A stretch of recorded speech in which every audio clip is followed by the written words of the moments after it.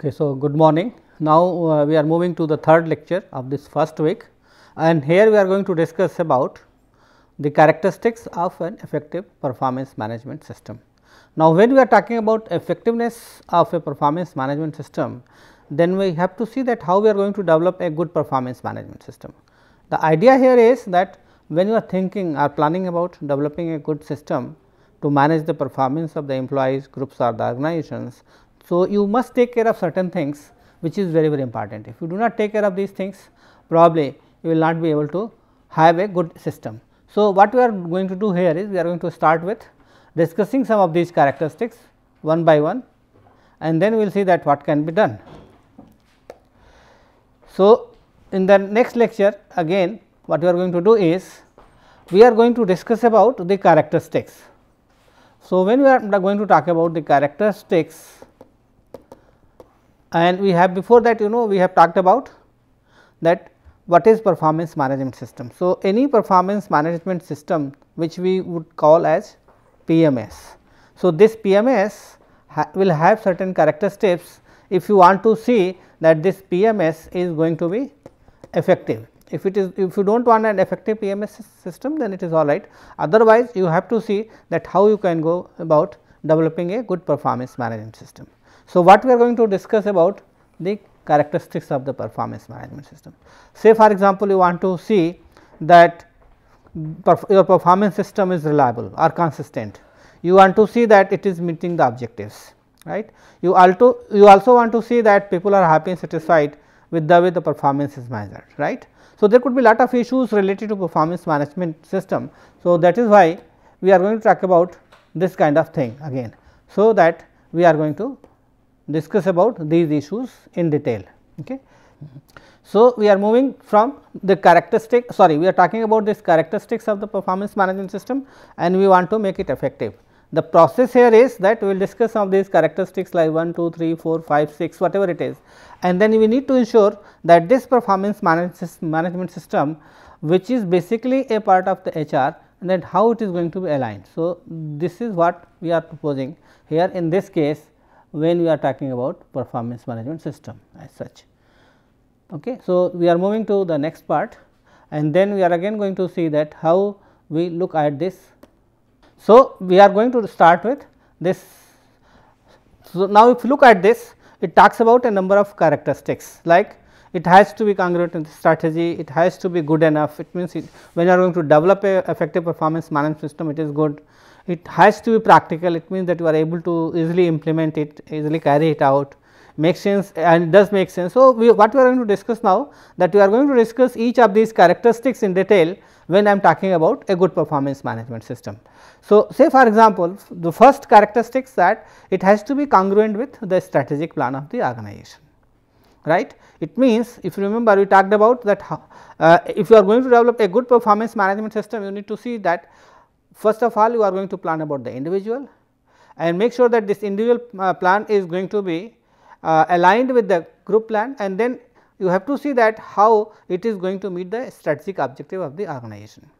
So, what you are going to do here is again when I am talking about this is that you go for strategic congruence, or if you do not want to go for this and if you want to move further, you have to see that how we can go about meeting the context congruence. And when I am talking about the context congruence, the idea here is that make sure that it is congruent with the culture in the sense that it is, we are talking about here the norms and values of the organization.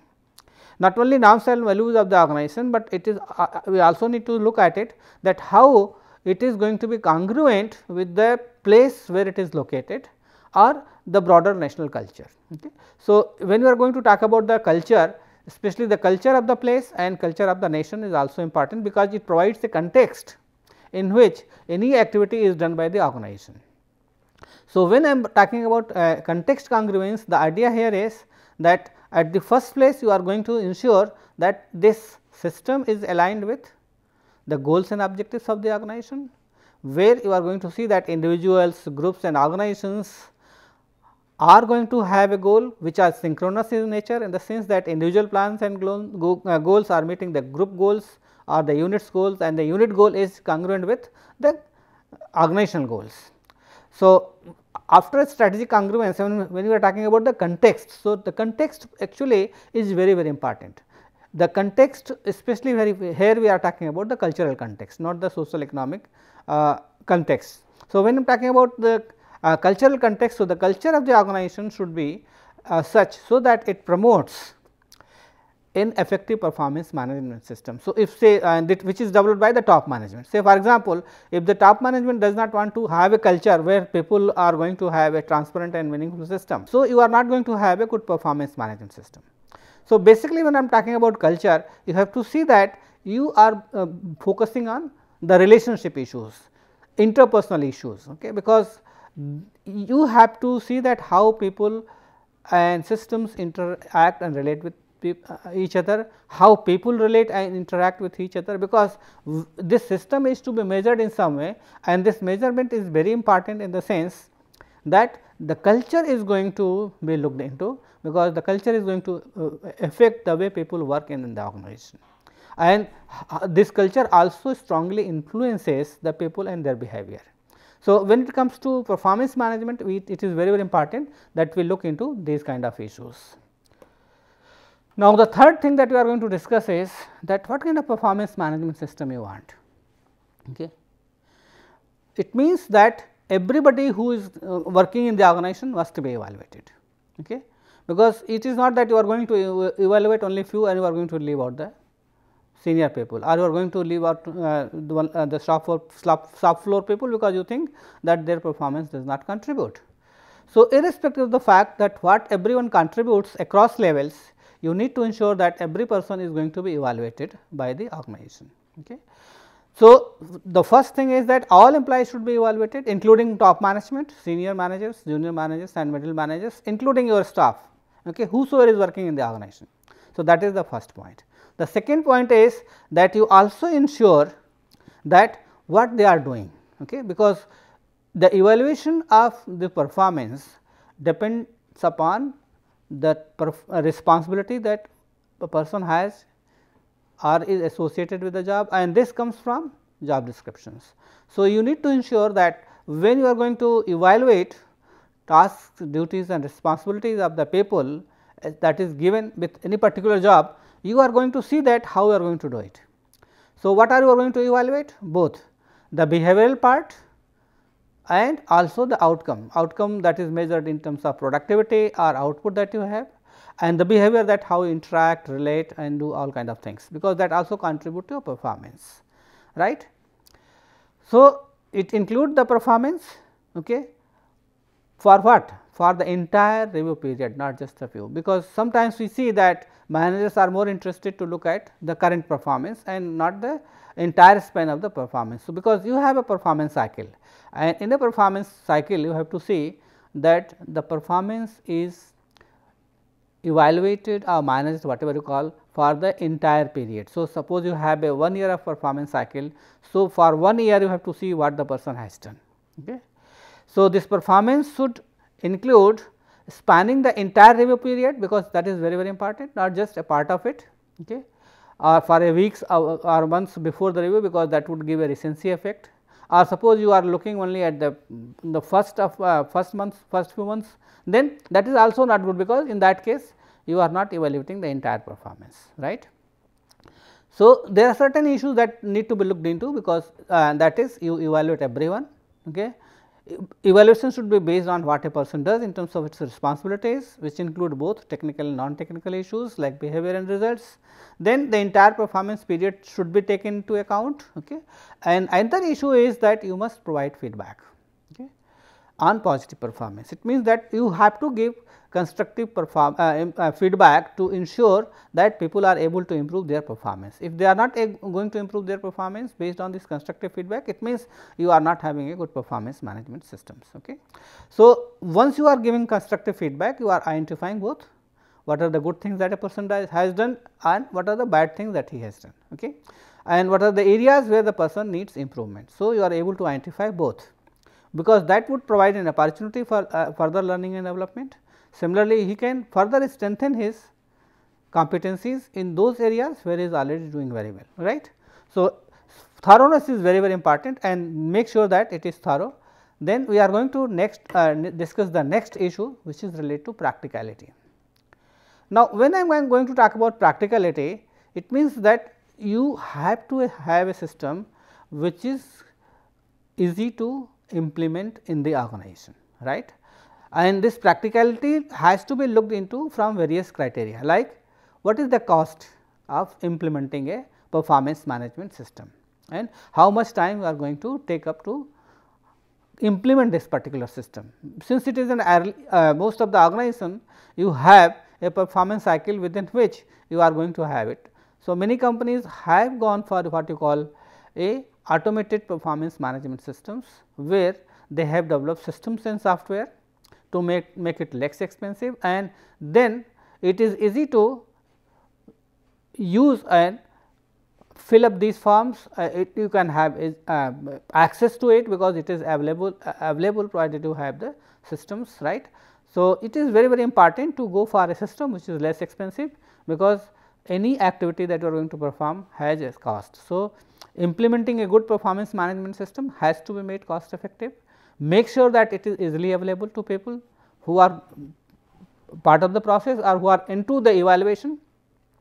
Similarly, you also make sure that people who are going to use these, whether it is online or offline, they find it useful. So, when you are going to develop it, you have to ensure that, and then you also ensure that whatever evaluation is done by the managers for their subordinates, okay, the top managers or HR managers who are going to look into the performance of the people after the evaluation is done, are able to take certain decisions and it is acceptable. So, it has to be very clear. In clear terms, it should not be biased, okay, and that is very important from the practical point of view. So, the practicality basically talks about easy of implementation, being cost effective, and another important thing is that make sure that benefit outweighs cost, because if the benefit is less than the cost of implementing a system, then it is not good, and that is why many companies today are using a lot of softwares and they have implemented these kind of things in their organization.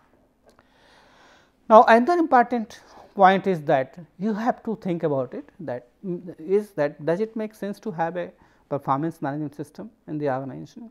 In what way it is going to be meaningful to the people, the organization, including managers. So, we need to ensure that performance management system is going to be very useful, means that when you are going to develop a system, make sure that for all the jobs that exist in the organization is going to contribute to the organization, and make sure that it is understood by the managers that yes, it is contributing and it is relevant in the sense that it is going, without it you cannot perform or do any activities. So, all jobs are going to be considered and important and relevant, and for every job you are going to develop certain standards, okay, and based on these standards you are going to conduct certain evaluations. Say for example, okay, in an academic setup you have different kind of people, you have faculty, you have technical staff, you have non-technical staff. So, it is okay, you have support staff. So, having these jobs does not mean that you are going to evaluate only faculty, because they are going to contribute to teaching and other kind of things. You are going to evaluate the performance of everyone, whether it is a non-teaching job or whether it is a support staff, because they also contribute to the performance of the organization. Okay. And for all the jobs you need to develop separate standards. It is not that you are going to use the same standards for all the jobs, okay, because it does not make sense. And similarly, you are using those standards or criteria for evaluation for each job. So, for each job, based on job analysis and the job description, you are going to develop standards or criteria, and then using those standards basically you are going to evaluate them, right. So, each job must be understood in terms of its contribution and importance, and then you develop criteria for that.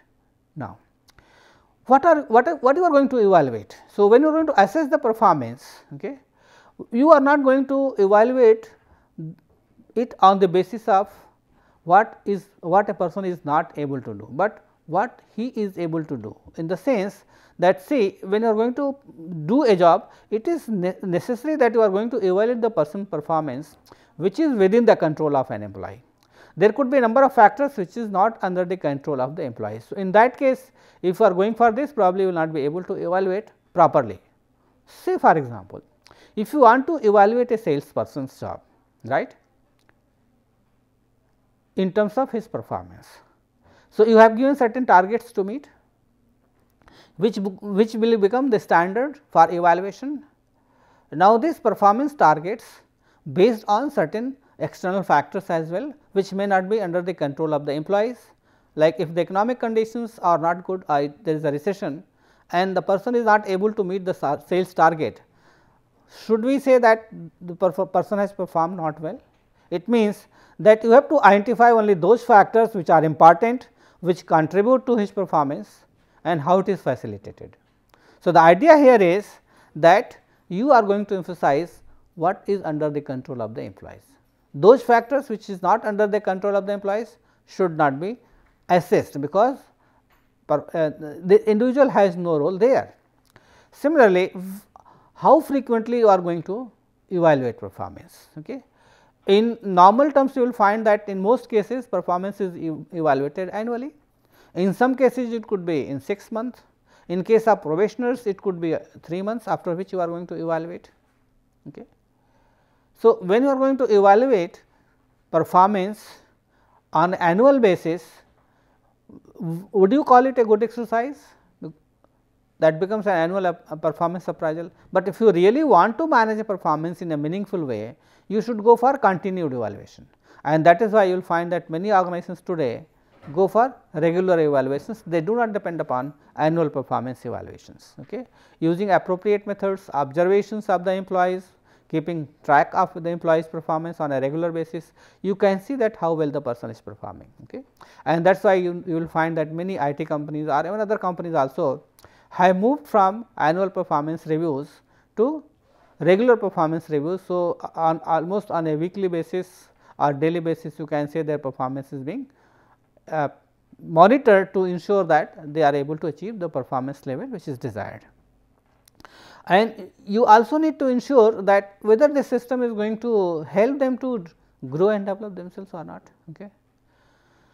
So, those things are to be taken care by the managers. So, managers should ensure that those who are performing very well, it is going to help them to develop. Okay. Similarly, you also need to see that those who are evaluating, they are having the skills which is required for evaluating the performance. Sometimes you know that managers become biased, okay, in evaluation. So, they also need to be trained in those areas where they are not very comfortable and they do not know how to evaluate performance. So, if you take care of these things, probably you can say that yes, performance is going to be measured in a meaningful way. Now, another issue is very important, okay, that specific means that you have to provide specific instructions when it comes to managing performance, and this should be, you can say, relate to that, okay, what are the things that he has to do, how he is going to do it, what is expected of the employees and how they are going to meet these expectations, what are the norms and guidance that they need to follow. Okay. So, you are what basically this point suggests is that you need to communicate about what is expected from him in terms of performance targets that is to be achieved and how they are going to meet these performance targets. Why I am talking about these specific factors is that a good management performance management system has these details, okay, and specific guidance to the employees in terms of targets that need to be achieved and how they are going to meet these targets. It means that you need to provide some kind of guideline framework which is available based upon what they are going to do, and there is a support from the management to ensure that they are able to achieve it. So, apart from these specific factors, we also need to identify that a good performance management system is able to differentiate between good and bad performance. Okay. Because if you are using a standard performance management system without any bias, okay, so it is going to provide you information about the performance of the people, and if it is going to provide you information about the people and you are going to compare it with the standard and evaluate it, you can very well see whether the person has performed effectively or not. So, you will be able to identify those who are able to perform well and those who are not able to perform well.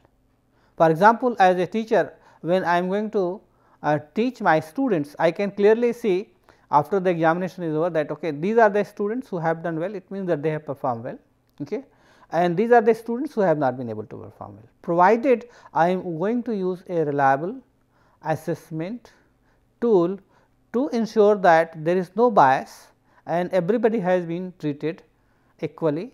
Okay. So, if that happens, your performance management system or the way you are going to assess performance will help you to identify good performers as well as bad performers. Okay. The idea here is that you will be able to know that what are the things that happens because of which some people or some students have been able to perform well and some of them are not able to perform well. Again, here you can see that this good or bad performance or what you call effective or ineffective performance is related to what you call their behavior or results. It means that what is the reason? Is it outcome which is not good, or is it because of the behavior because of which the performance is not good? Okay. Because both behavior and results contribute to performance, right. So, you have to have a system of performance management. We can classify people based on their performance, okay. And then you can see that what is the level of employee performance across a set of people or groups. So, you can grade them also, or you can rank them from very good to not so good or bad performers, right. And that is possible only if you are going to use a very consistent performance management system, okay, which is free of biases and the evaluators are trained, so that they are able to distinguish between good performers and bad performers. Now, this basically raises another important question, that is reliability. Okay. Now, when I am talking about reliability, reliability is related to consistency. Okay. Now, there are two things. One is that you can see whether a person is performing consistently well or not.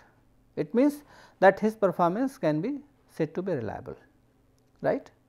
But here we are talking about a performance management system, and when we are talking about a performance management system, we also need to ensure that this performance system management system is consistent. It means, if you are using this performance management system across a period of time or across set of people, it is giving uniform results. It means, there is no biases, no error, and then only you can say that yes, this performance system is reliable.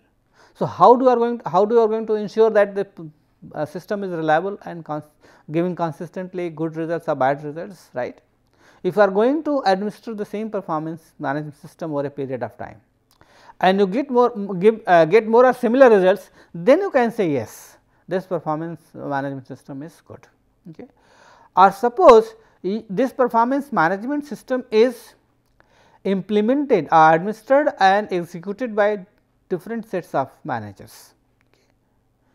Even then you are finding similar or consistent results. This is what we call inter-rater reliability. Inter-rater reliability means there are two raters or two administrators who are evaluating the performance, and they find that this system is good because both the raters are coming to the same conclusion or similar results, okay. And that is how we ensure the reliability of a system. Another issue is related to validity. Okay. Since reliability and validity are very important, because they provide some kind of norms or standardization to the process of performance management system. So, first we talked about that performance system management system need to be standardized, right. Second, we talked about it has to be reliable. Okay. Now, the third thing, that this system has to be valid. Now, when we are talking about validity, what does it mean? Validity in general is defined as what? That it is going to measure those things which you intend to measure. It means that your objective here is to measure the performance of the individual, right. So, when you are going to measure the performance of the individual, it means that you are going to include all the dimensions of the performance which is important, right, and it does not include other irrelevant factors, right, and you are not leaving other important unimportant factors okay, and it is not contaminated. It means that you are not including those things which are outside or beyond the control of employees, right. So, if you are taking care of this, it means that you are going to have a system which is valid also. So, standardized system, reliable system and valid system are very, very important. Now,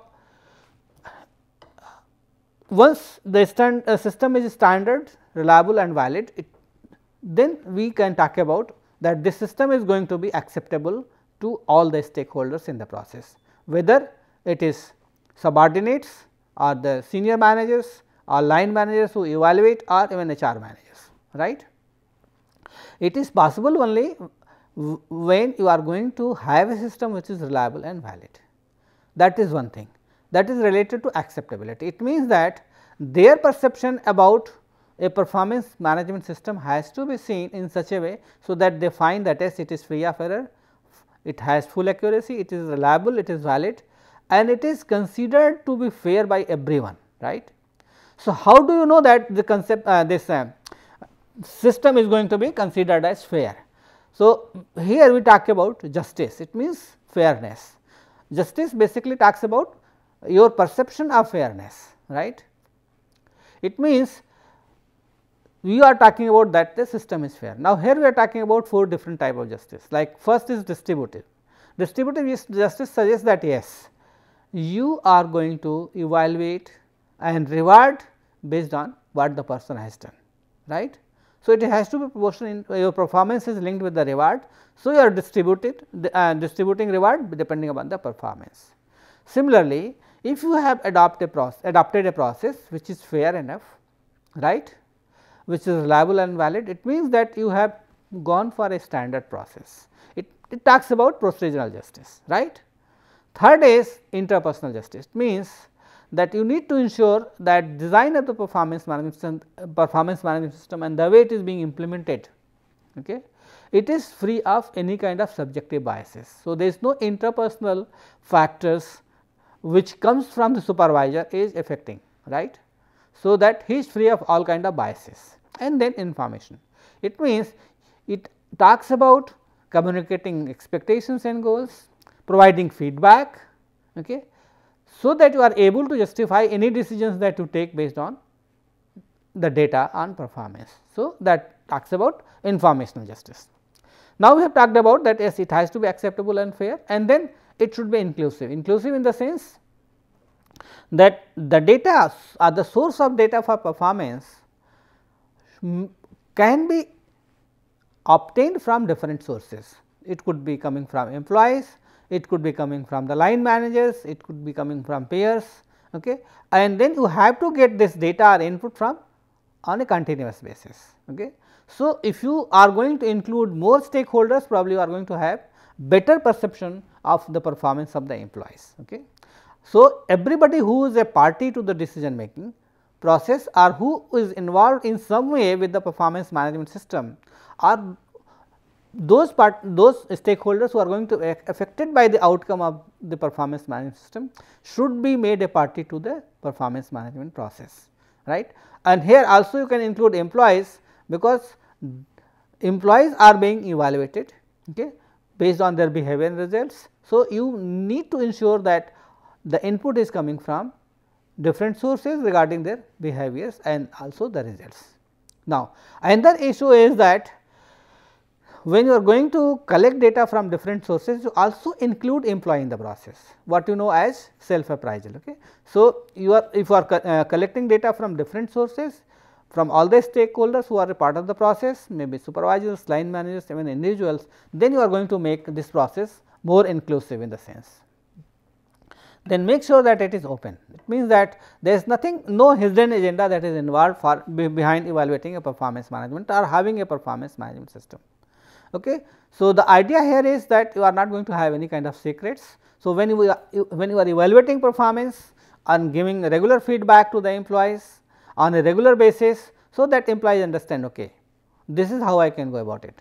And when you are having review meetings, make sure that it is two-way communication. You are not simply communicating the performance, but you are also listening to the employees, okay, because that would help you to analyze the performance, right.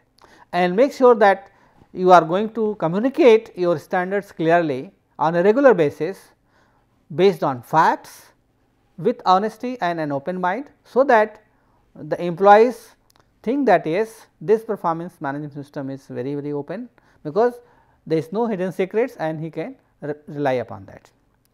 Another issue related to correctability, which talks about when you are going to assign ratings, make sure that the subjectivity does not crop in the system. Okay. So, make sure that these kind of things do not crop you, and then you develop a mechanism. It means you make sure that it is adaptable to the changes that is happening, and if you have made incorrect evaluations, then there is a process based on feedback where you can go for changing the decisions related to the performance. So, if there is if the people find that the process is not fair, justice has not been made, okay, it means the system is not accurate and fair enough, okay, and the perception is not good, you are able to make certain changes depending upon the requirement, right. So, the process of correctability is also important. Then this point we have already talked about related to standardization. It means you are going to evaluate consistently across people and time, okay, and make sure that those who are evaluating, they are trained, especially managers, and how to evaluate, so that they can follow a standard process to administer and evaluate performance management systems, right. Then this is very very important. Okay. Make sure that you follow certain code of ethics when it comes to evaluation. Make sure that supervisors or line managers, okay, are not going to evaluate based on their own perception or their interests, okay, because he may like someone, so he might give better ratings, he does not like, so he may not give good ratings, okay, and they are going to measure only performance related issues, nothing else, okay, not those under the control or not beyond the control of the employees, or those things which are not related to that. Okay. So, make sure that evaluation is made for those which is important, okay, and then you are not going to disclose this information to any third party or any other individual who are in the process. So, ethicality has to be followed. So, the clause of confidentiality is very very important, because you need to ensure that it is done properly. Okay.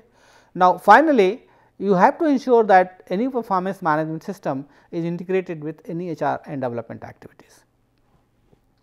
So, once you have a good performance management system, what does happen? Okay. You can see how people are performing, what is their level of performance, what are the standards that is to be met by them, right. So, based on this you are able to identify the strengths and weaknesses. So, you can propose training program for them. You can, looking at the performance standards of the people, you can also identify your manpower requirement, okay, because these performance standards and dimensions can also be used as a standard for recruiting people for the organization. And since performance is to be linked with the reward, you can develop a compensation system which take care of the performance very well. Okay. So, other HR activities relate to manpower planning, training, recruitment and compensation is also linked with this kind of things. Okay. So, in this lecture probably we talked about the various characteristics of the performance management system which will make it more effective. Thank you very much.